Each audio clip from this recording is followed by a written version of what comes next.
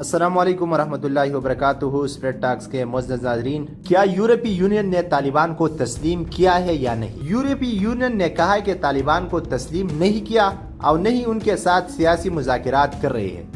برطانوی خبر رساں ادارے روئٹرز کے مطابق یورپی یونین کمیشن کے صدر ارسلا وان ڈیر لین نے پرسوں کہا کہ یورپی یونین نے افغانستان میں طالبان کو تسلیم نہیں کیا اور نہیں ان کے ساتھ سیاسی مذاکرات کر رہی ہے۔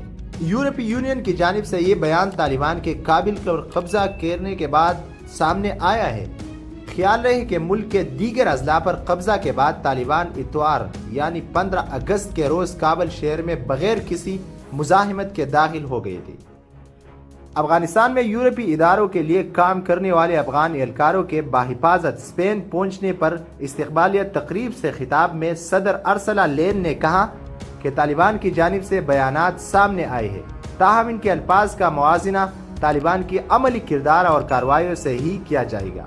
انہوں نے کہا کہ یورپی یونین نے رواں سال کے دوران افغانستان میں انسانی امداد کی مد میں $67 ملین کی رقم مختص کی ہے، جس میں وہ اضافے کی تجویز پیش کرے گی۔ یورپی یونین کمیشن کے صدر نے واضح کیا کہ افغانستان کے لیے مختص امداد ملک میں انسانی حقوق کی پاسداری، اقلیتوں کے ساتھ حسنی سلوک اور خواتین اور لڑکیوں کے حقوق کی عزت کے ساتھ مشروط ہے۔ انہوں نے کہا کہ یورپی کمیشن پناہ گزینوں کی آبادکاری میں مدد کرنے کے لیے یورپی ممالک کو مالی امداد دینے کو تیار ہے۔ صدر ارسلا کا کہنا تھا کہ وہ پناہ گزینوں کی آبادکاری کا معاملہ اگلے ہفتے منعقد ہونے والے G7 اجلاس میں بھی اٹھائے گی۔ یاد رہے کہ سن 2015 میں 10 لاکھ سے زیادہ افراد نقل مکانی کر کے یورپی یونین کے رکن ممالک آئے تھے۔ ان میں سے اکثریت کا تعلق شام، افغانستان اور عراق سے تھا۔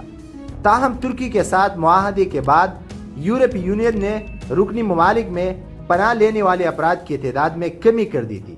معاہدے کے تحت ترکی مہاجرین کو اپنے ملک میں پناہ دیتا ہے جن کے دیکھ بھال کے لیے یورپی یونین کے جانب سے فنڈز مہیا کیے جاتے ہیں۔